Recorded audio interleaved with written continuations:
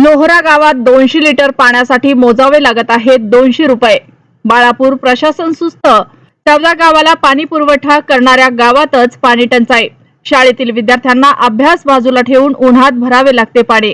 अकोला जिल्ह्यातील व बाळापूर तालुक्यातील ग्राम लोहरा येथे मागील काही महिन्यापासून पाणी टंचाई सुरू झाली, तरी याकडे बाळापूर येथील कोणते अधिकारी लक्ष देत नसल्याचे समजते।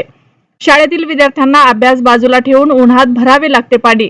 या विद्यार्थ्यांचे शैक्षणिक नुकसान होत आहे। याकडे सुद्धा अकोला जिल्हाधिकारी मॅडम यांनी लक्ष देण्याची मागणी येथील नागरिक करत आहेत। लोहरा गावातील मन नदीवरती कवठा गावात प्रशासनाने कोटी रुपये खर्च करून धरण बांधले, परंतु मागील 4 वर्षापासून या धरणात पाणी अडवले नाही। त्यामुळे हे धरण प्रशासनाने कोटी रुपये खर्च फक्त शोभेसाठी खर्च केला का, असा प्रश्न येथील नागरिक करत आहेत।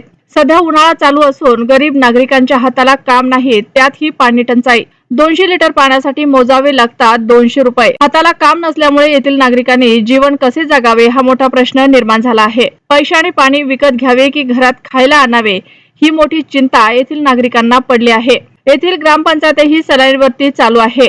लोहरा ग्रामपंचायतीला माय बापच नाही, येथील कारभार राम भरोसे चालू, कोणाला गरीब जनतेची काहीच देणं घेणं नाही। तरी याकडे अकोला जिल्ह्याचे जिल्हाधिकारी मॅडम यांनी लक्ष देऊन येथील गरीब जनतेची पाणी टंचाई प्रश्न लवकरात लवकर सोडवावे, असे येथील नागरिकांचे म्हणणे आहे। आपला जिल्हा, आपला महाराष्ट्र।